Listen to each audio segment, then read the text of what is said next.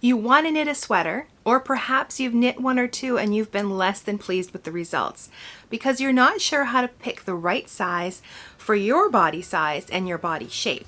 That's what we're talking about in this episode of Knit and Chat. So grab your knitting and grab a drink and let's settle in and have a good chat.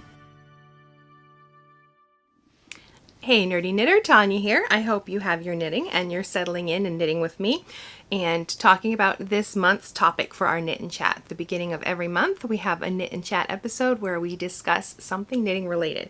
And this month it's all about choosing the right pattern size for you to knit. And I asked for your questions as well, and we had a lot of questions and quite a few on modifications, so I figured we are going to split this up. Today we're going to focus on just choosing the right pattern size. In our next Knit and Chat in October, we will cover all the modifications you can make after you've chosen that base size. And then we'll wrap up with another Knit and Chat in November just on busted art shaping, because that's a pretty big topic. And a lot of women need or should try to add bust darts to some of their sweaters. Maybe not all of them, but some of them could fit better with bust darts because we're not all a B cup or smaller. So we're going to wrap up with that, but we're going to start with the very basics, choosing the right size. I see this happen a lot where women choose a size that ends up being too large for their body. And I don't know if this is because they're worried about it being too tight or they're worried about having any negative ease anywhere. And now I'm going to say I don't like form-fitting sweaters, but a little bit of negative ease just at the bust is not a terrible thing. I know a lot of women seem to think they should always have positive ease everywhere, and that can result in a sweater that's just too large everywhere. And we want a sweater that fits our body shape, and then on top of that pattern that we choose, we can decide which modifications we want to make. So in this episode, we're going to break that down sort of into three sections. First, we're going to talk about the difference between your body measurements and the garment measurements in a pattern and how you can tell which is which, how you can tell if ease is included in the pattern, all of that kind of thing. And then we will discuss an overview of choosing the right size and when to think about modifications, because we're all going to have to make modifications. If you can just grab a pattern and knit it and it's going to fit you perfectly, you're one of the few lucky ones. The rest of us have to make at least one or two or maybe more modifications if we really want to customize the fit of that sweater. Then we're going to wrap up with the third topic, which will be all about ease and how that works and how a sweater looks. And then we have a few more questions, some questions that will be sprinkled throughout that we'll be answering, and then some that we'll answer right at the end. And if we miss any questions, you think of other questions we should have discussed, leave them in the comments below and we can discuss them in another video later on. Now, I want to talk about this topic because I think it's important that you know how to choose a sweater a size that will fit your body, how to make those modifications so you get a sweater that you're happy with. That's the whole point of knitting. You want to be happy with your projects. And if you want a project that's going to fit you well, then I want to help you do that. So we're going to be talking about these different topics, like more of a broad overview. But then in January, I'm going to be offering like a private coaching program, basically, where I'm going to have a group of people who want to modify a sweater. We're going to start with top-down raglan. And how it's going to work is you can just take any top-down raglan sweater pattern that you want to knit for your body. And then we will start talking about modifications that you can make. If you want to change the neckline, if you want to change the depth of the raglan shaping, if you want to add bust darts, change the sleeve length, add waist shaping, all of that. We're going to break it down week by week into like the parts you'd work on. Like we'd start talking about with the neckline first, and then we move on to bust darts, and then waist shaping, finish with sleeves, all of that. So we'll have videos that discuss all of the modifications, and then we'll have like live Q&As where I can answer your questions as well. So that is coming up in January, but these are sort of like the pre-planning phases, the things you can start thinking about that you should know so you can make those modifications. And then if you want to join the group coaching, then you can do that. And I'll have a link for it down below, but if you go to tanyaknits.com/workshop, there's a little sign up form. You can sign up there so you'll know when the course is going to be ready. So it's going to be live group coaching. I don't know how many people yet. I'm probably going to limit the size because I just don't want it to get too many people that I can't help everybody very well because there's too many.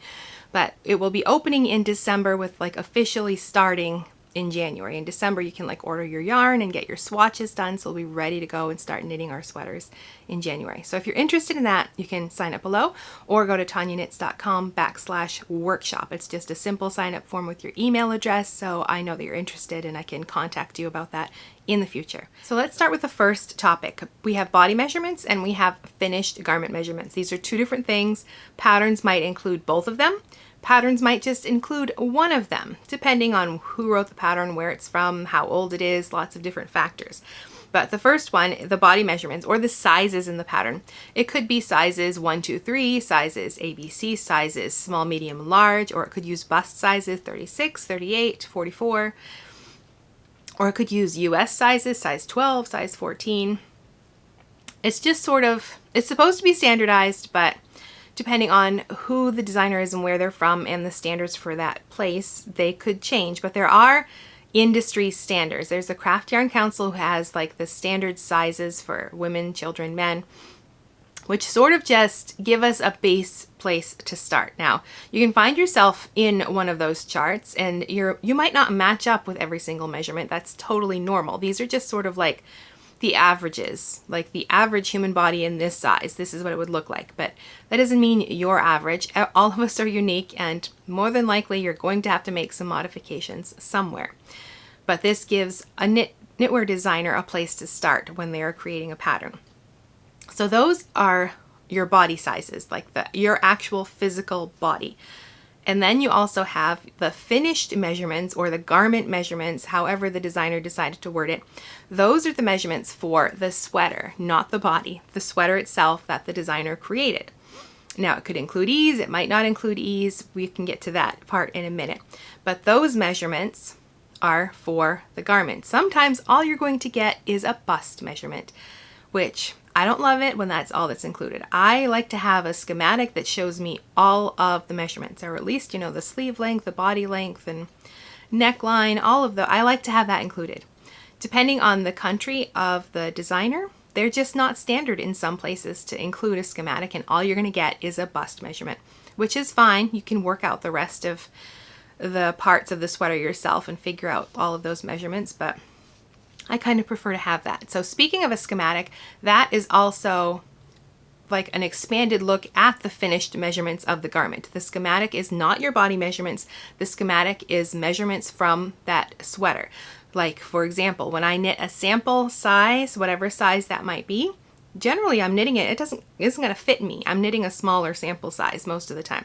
So I knit that, wash block it, however it's going to be taken care of, then I lay it down and I take a tape measure and I measure everything and I compare that with my gauge information to make sure I'm on target. And then I use that sample to grade out to the other sizes that I need. But the schematic is probably based on the size that I knit, and then all of the other sizes are included as well.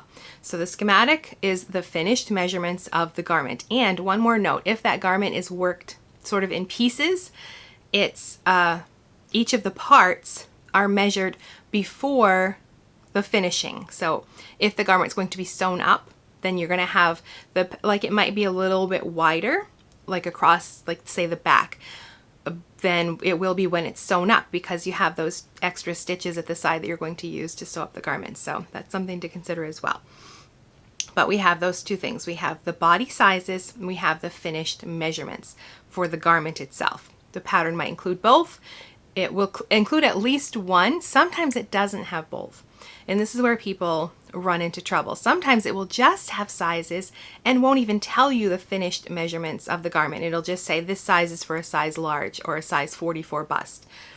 And then you can figure out what that sweater size is going to be. You can look for like the fullest part of the sweater where it's all joined in the round at the bust and figure out, look at the stitch count and then divide that by the 1-inch stitch gauge to figure out how like large that sweater is. But I really dislike sweaters that are written that, or patterns that are written that way, because it puts more work on the knitter when the designer could have spelled that all out right in the beginning part of the pattern.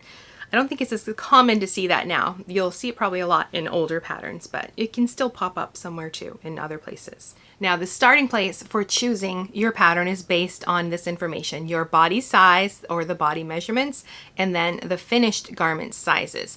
Now, the first thing you should be doing is taking proper measurements for your body. Don't just like use the random, oh, I always wear a size large, so I'm going to knit a large. Don't do that. Take measurements of your body.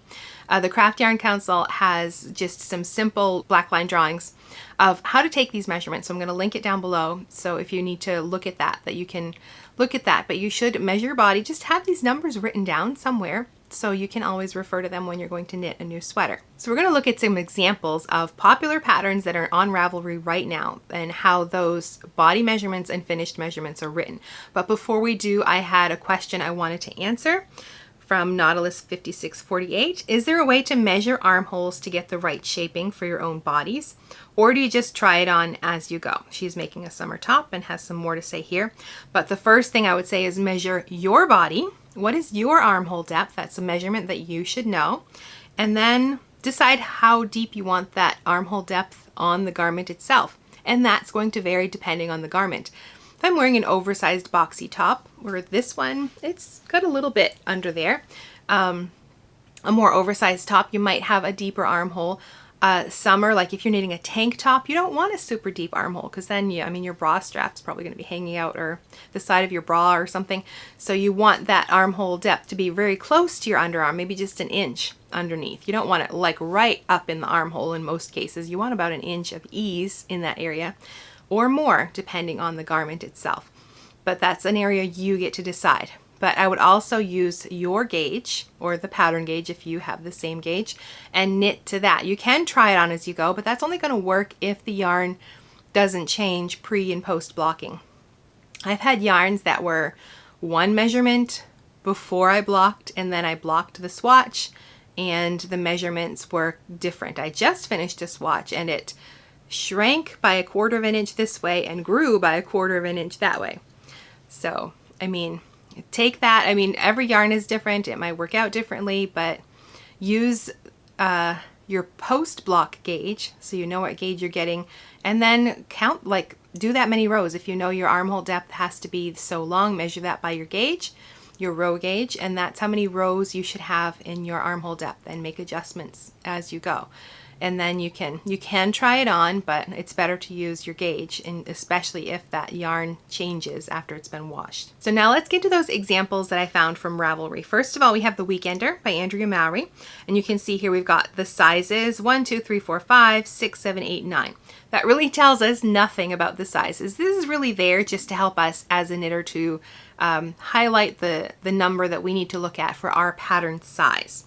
But then we have our finished measurements. Now these are the finished measurements for the garment itself. And then underneath that, she has some good information. She tells you the amount of ease that you should choose. And then she tells you about the sample, that it's a size 2, 10 inches of positive ease. So if you want it to look like her sample, you want about 10 inches of positive ease. So what you would do at this point is, the sizes are arbitrary. You don't need to look at those. You would know your full bust measurement, or we're going to talk about later on when you don't want to use the full bust measurement, but you'll start with that, find the size, or take your bust measurement and then add, if you want the 10 inches of ease, add that to your bust measurement and then find the size that's closest to that and use that. And of course, you don't have to use that amount of ease. You can change that amount of ease. And you can use a different body measurement to get the right number. We're going to talk about that though, but this is where the basic way you would start. So next is Flax by Tin Can Knits. So our sizing here, they have it written, they've got their kid sizes written by years, and then the extra small, small, small, medium, medium, large, all of those just standard sizes. And then they have the finished chest measurement written there. Now that is telling us the size of the sweater. Now this one doesn't tell you which size to choose based on how much ease you want. You get to decide how close fitting you want it to be based on that bust or chest measurement. Then we have the Felix Pullover by Amy Christoffers. So this one just has finished measurements. It doesn't have sizes 1, 2, 3, small, medium, large. It just gives you around the chest at the underarm, And then it has from right front cast on to right neck edge. So it has some different measurements here. And then it tells you what size is being shown in the sample and how much positive ease it has. So you can decide how much ease, if you want to use that same amount of ease.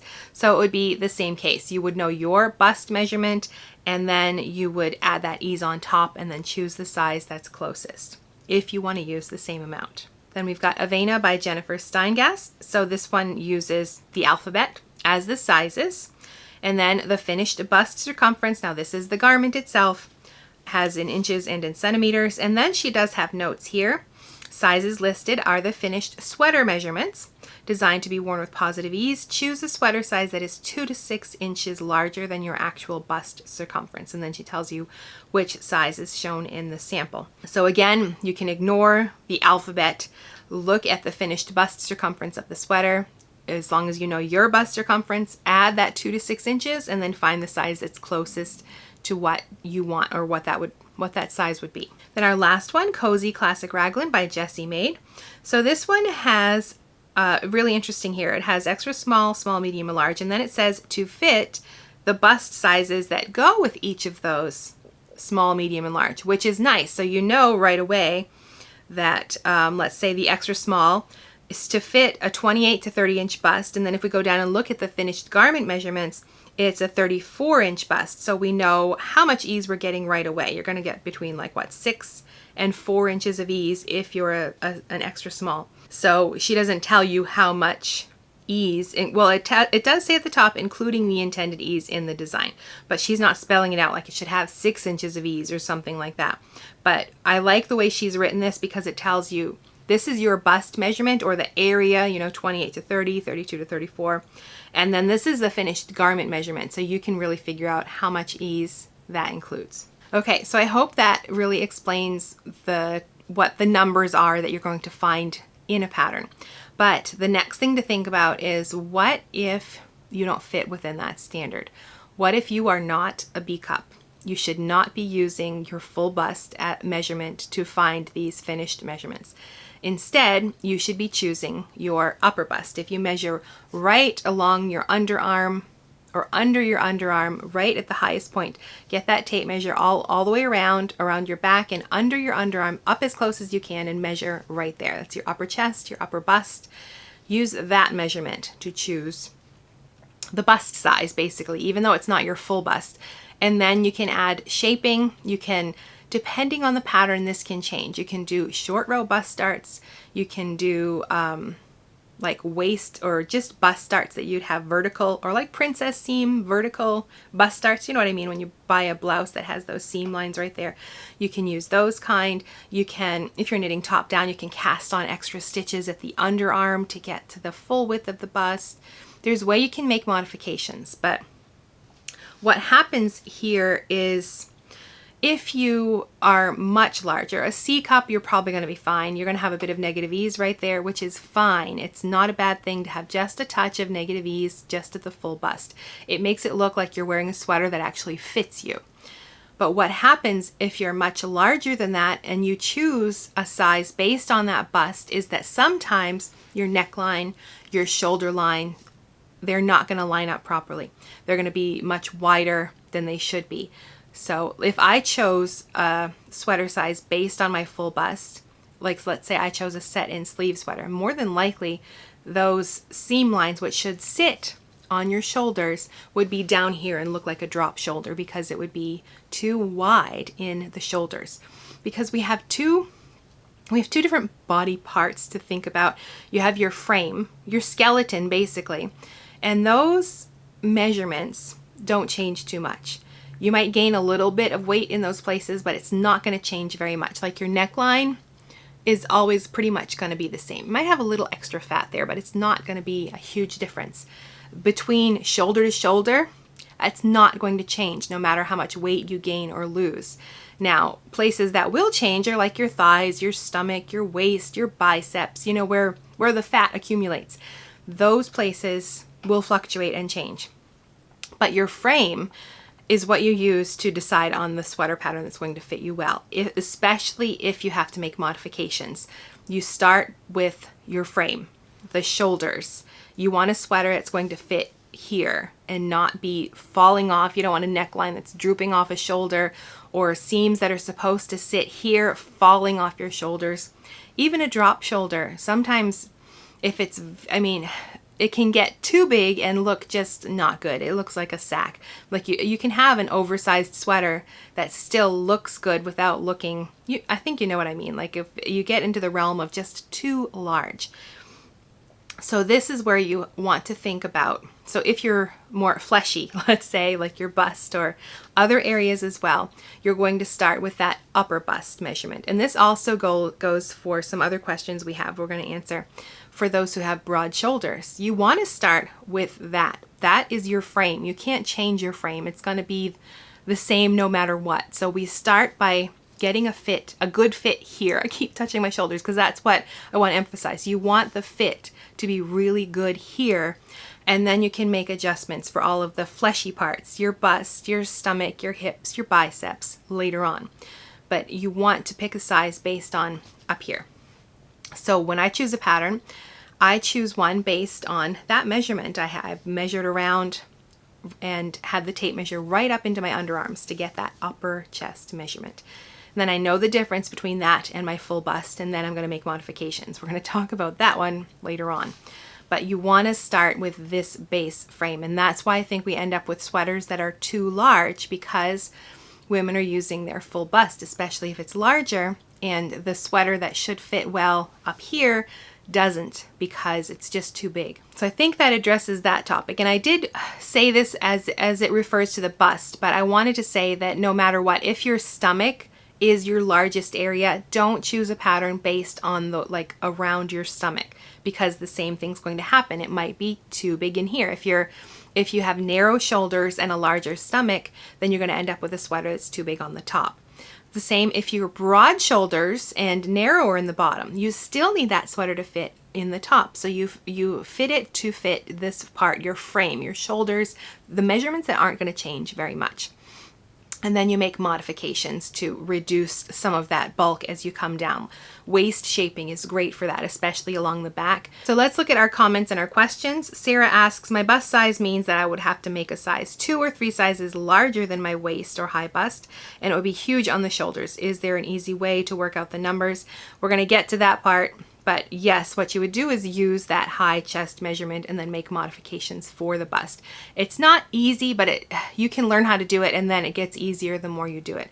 And depending on the sweater, you can make different modifications. You don't always have to use bust darts. You can cast on extra stitches. You can work princess, like waist shaping that way.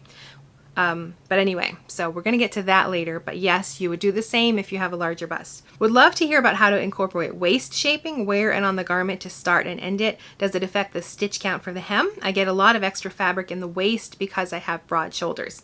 So same here, you're going to want to pick a size based on the shoulders, and then yes, you would use waist shaping.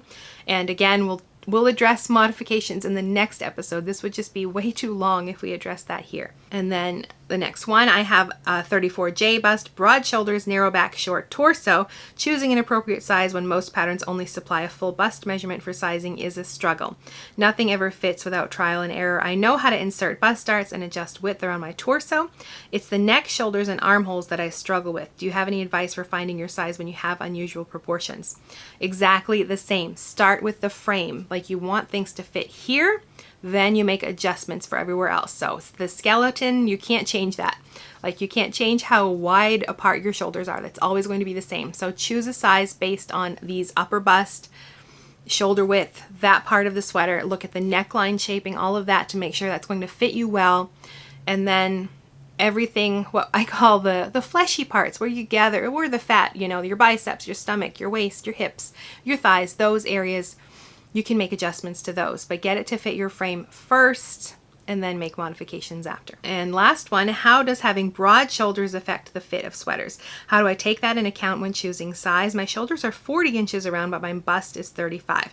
So in that case, I would choose a size based on your shoulders, and you're gonna wanna look at the schematic to make sure that, because the bust, all it says is bust size. So I'm not sure, because I don't have this issue, whether I would choose a garment. I would say that I would use my shoulder width or around the circumference as my bust size? Perhaps. I don't know about that. But you want to look at the schematic at least to see which size will accommodate your shoulders first, and then you can make the adjustments for your bust after. I want to say again, everyone is probably going to have to make modifications to really customize their fit. Some of us have to make more than others, and that's just something we have to learn how to do. It's just the way it is. So that covers that part. Now we're going to talk about ease. Now this is also a big part of the conversation, and especially I'm thinking now of that last comment about the broad shoulders. You can allow, your sweater is going to stretch. I mean, knitted fabric has a couple inches of just stretch in there anyway, even depending on like if there's a stitch pattern that can affect the stretch. But in general, you're going to get 1 or 2 inches of stretch to allow for that. That's why I say if you're a C cup, then you can just use a pattern probably just the way it's written without having to make any adjustments, because that garment, that fabric is going to stretch over your bust without looking sloppy or bad or super, super tight. A few inches of negative ease in the bust is not a bad thing. Now, let's talk about what ease is first, for those who aren't aware. Ease is just the amount of space between your physical body and the garment itself. Like, I've got some ease here that's bigger than my body. If I were wearing like a very tight cotton camisole underneath, that would be probably negative ease, because it would actually be smaller than my body and it's stretched over my body to fit. Positive ease is when the garment is larger than your body, and that can range from just an inch up to like 10 or more inches of space between your body and the actual garment itself. Now in a pattern, you'll often see that it says intended to be worn with X amount of ease, and it's talking about ease at the bust. Now that measurement will be different everywhere else. If you are like a standard, you've got the, you're coming at the waist and out at the hips, then you're going to have, if it's got 4 inches of ease at the bust, you'll have even more ease at the waist if it's a straight garment. So that number can vary on the body, depending also on the modifications that are made or the shaping that's included in the sweater. So you can have different amounts of ease in different places. You might have really tight arms that maybe have 1/2 inch or 1 inch of ease, but then you have a body that has like 10 inches of ease. It can change on the location of the garment itself. Now, speaking of ease, there are places you don't want ease. In general, you don't want a ton of positive extra ease in those frame areas. You want like an open neckline, but you don't want ease in your neckline so it's falling off your shoulders. Or you want your shoulder lines to sit where they're supposed to without too much ease pushing them off where they should be. So we're not talking about ease in those locations so much. You want ease where those fleshy parts are. You want enough ease around your biceps so you can move. You want ease throughout the body so you can move. But don't be scared of a little negative ease at the full bust. If you're larger than a C cup or larger, then choosing a size based on your upper bust and then adding some bust darts, but not so much that your sweater is really big in the bust. I only add enough, and then to add like a couple of inches, and then I still allow for that 2 inches more or less of like that knitted fabric, allowing it to stretch across my bust, because I think it looks a little better if it looks slightly fitted. It's not fitted everywhere, but as long as it's like fitting in the bust, it looks like the garment fits without being too big. Okay, so sometimes the pattern will tell you how much ease it should have at each point, or well, at the bust, and then a lot of the times it's not going to tell you, but it will tell you like the size small or whatever, and then it will tell you what size the garment is. So you can look at the 2 measurements, and if it doesn't have the measurements, go to the Craft Yarn Council website and see like what the bust size is for that body size, compare it to the size on that garment, and then you can subtract one from the other to tell you like how much ease that particular size has for that standard body. But also, you don't have to choose a size that the pattern or where the designer tells you how much ease to have. For example, in the Weekender, I think it was 10 inches of ease. That might work for a slim body. The larger you get, I don't think you need the same amount of ease, because it just gets to be too much. You can get the same look by using like a percentage of that ease. I might go with like 5 inches of ease instead of a full 10, but it's really personal and custom. You can measure sweaters or that you already own or shirts you own to see like how wide they are, and especially ones that you really like, to see what kind of ease you like in your garments. It's really a personal choice. The designer's not going to like reach through your computer screen and smack you for knitting a size that has a different amount of ease. That's really up to you how much ease you want in your garment. And also, Lori had a great comment. I think people in general don't understand it's also dependent on the style of the sweater, form-fitting versus oversized. There will be different types of alterations based on style and what you want to achieve, and also different types of ease. You might want quite a lot of ease in your weekender. If you're wearing like more of a tank top that you want to be closer fitting, you might not want that much ease. You might just want like an inch or two. Or then again, you might want it to be an oversized tank top. It's really a personal preference for how much ease you want. So let's look at the standards of ease, like the Craft Yarn Council has this broken down. So a very close fitting or negative ease is approximately 2 to 4 inches less than your actual bust or chest measurement. So we're talking like a close fitting, like a camisole or something you might wear under something else. So close fitting is body skimming, your actual bust or chest measurement. And then the classic fit with some positive ease, approximately 2 to 4 inches. Then a loose fit is 4 to 6 inches, and an oversized is 6 or more inches. So those are like the general rules for that. So let's take one sweater, for example. Let's say we have a sweater that measures 40 inches around its finished measurements. Now, the designer could intend that to be for a 38-inch chest or bust with 2 inches of positive ease. They could have designed it to be knit for a 34-inch bust with 6 inches of positive ease, or a 42-inch chest with a 2 inches of negative ease. So you can see this one sweater could be worn on different bodies depending on how much ease they wanted for their finished sweater. Okay, so when it comes to figuring out how much ease you want in your sweater, there's a few things you can do. I already mentioned you can look in your closet, look at the garments you already like and that fit you the way you like them to fit you, and measure them, and measure your body to see how much ease there is in that garment.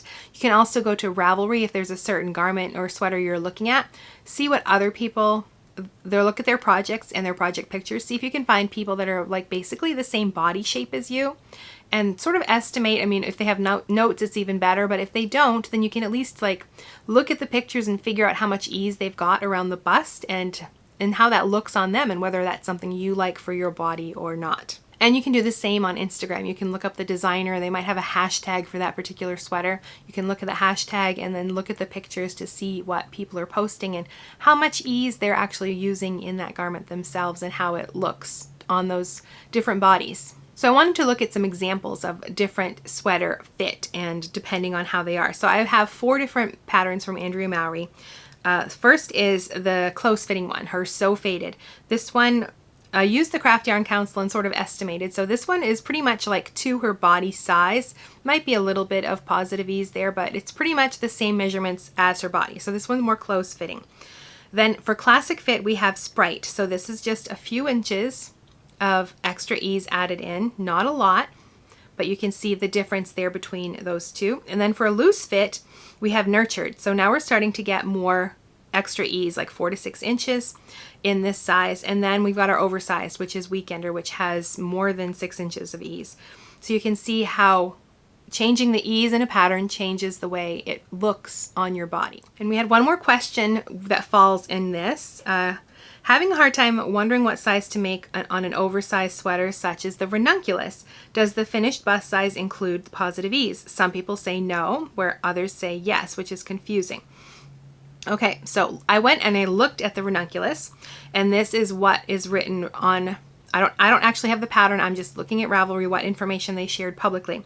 So they have their sizes, which are just numbers again, which just helps us know where we are in the pattern, which size we're following. It doesn't give us any other information. But it does say there's 11 sizes, so we know there's quite a broad range. So the first one is probably an extra small. And then it does have the finished bust circumference in centimeters and in inches as well.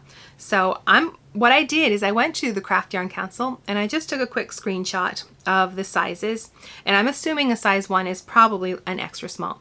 So I want to see if this pattern includes positive ease or negative ease already. So if I go look at an extra small, in the centimeters, it says 71 to 76 centimeters for the bust of the person, not the garment. Then if I look at this garment, it says 117 centimeters. So I can see right away that positive ease is built into this pattern. So yes, the ranunculus does include positive ease in the garment itself. But again, you can decide how much ease you want. If you go look at the pictures of the ranunculus, you can see underneath, some of them tell you how much ease was the person wearing that garment has for that particular sweater. Some of them have quite a lot. Some of them look a little more close fitting. None of them are like close fitting. They all have some amount of positive ease. But you can decide how much positive ease you want in your sweater. There's nothing that says you're a small, you always have to knit a small. No, that's not true. You can knit a larger size if you want more positive ease. You can knit a smaller size if you want less positive ease. So those are our 3 areas for choosing a pattern. I don't know if this helped clarify things or if it just made it more confusing, but I want you to feel empowered to choose something based on what you want to fit. Do you want it to look like it does on the designer? Maybe your body shape is not the designer's body shape. It's going to look different on you. But this is your starting place, looking at the finished measurements and your body measurements, how much ease you want, all of this other stuff. Modifications you're going to have to make, choosing a size that's going to fit your frame first, and then making the other modifications. One last question that we had, how to pick a pattern in yarn that doesn't make you look bulky. So this is a combination of things. First of all, proper measurements. Measure your body. Know your measurements. Don't just say, I wear a size 12. Measure your body. Use that to choose the size. Don't choose a size that's going to give you so much ease that it's falling off everywhere. Knit something that fits your upper frame. And then think about not what looks good on you, but what makes you feel confident. Because I think what looks good on you is kind of arbitrary. I might like the way I look in one thing, and somebody else might not like that, but it doesn't really matter what they think. It matters what I think and what makes me feel good and confident. So choose the garment shapes that make you feel good and feel confident. For example, I don't like to wear tight-fitting, form-fitting tops. I like them to fit here and then sort of flow away, skim away from my body. Other women that might be the same body shape might want to wear something that's very form-fitting. That's okay. We just have different levels of body confidence, perhaps, or we prefer different things. So I think it really comes down to that, like what makes you feel good, what makes you feel confident. But if you want some guidance about what actually suits your body shape, then you can look at, I don't know if you ever watched like What Not to Wear. I know there's a book like that. There's a couple books maybe. If you look at like the different fashion books, go to your library, look at those books and look at like the different body shapes and where they tell you what kind of garments look good on that body shape. It really comes down to making your body look more proportional more than anything, because equal proportions are pleasing to the human eye, basically. So all of those like sort of fashion things are just about making you look proportional. Like I have a long torso and short legs, so I like to wear like higher waisted pants or high waisted skirt and shorter tops, sort of to balance that out, because if I wear like a long tunic top, which I do sometimes, I look even longer on the top and my legs look even shorter. But so things that make you feel or look proportional, but that you still like to wear. Now for knitting related, Amy Herzog's books are fabulous. And what is it? One of them, Knit to Flatter. She has a book and a craftsy class where she does talk about like proportions and body shape and the types of construction to look for in a garment, or modifications to think about to accentuate the areas you want to accentuate and sort of, I hate to say minimize, but you know, like I don't want to like draw a ton of attention to my stomach. So that's why I prefer something like an A-line to sort of flow away from it. But the modifications you want to make, but she does talk about like proportions depending on your body shape. So that's something you can look at as well. But it really comes down to wearing what you feel good in, because that will come across in your confidence, and that's what we want, right? We want to feel good in the sweaters that we knit. So I'll have links to her book and her craftsy class below if that's something you're interested in. Now that was a lot of information, and I'm sure I missed some things that we should have covered, so if you can think of anything or things that could have been more clear, please leave a comment down below and tell me about it. I'd like to continue this discussion, and perhaps we'll even have to have a part 2. But I hope this gives you a framework for choosing the right size for your body and then deciding on the amount of ease and modifications you need to make, which we'll address next month. But there's also, before you cast on, you've got to knit that swatch, and that's really the next step. Is what if your swatch is lying to you? What if your gauge doesn't match? So many other questions. So I've got a video that I did all about proper swatching, taking those gauge measurements and talking about what you do if it's not the same as the pattern designers, but you don't want to get the pattern designer's gauge. So click right there on that video, and I will see you in the next video.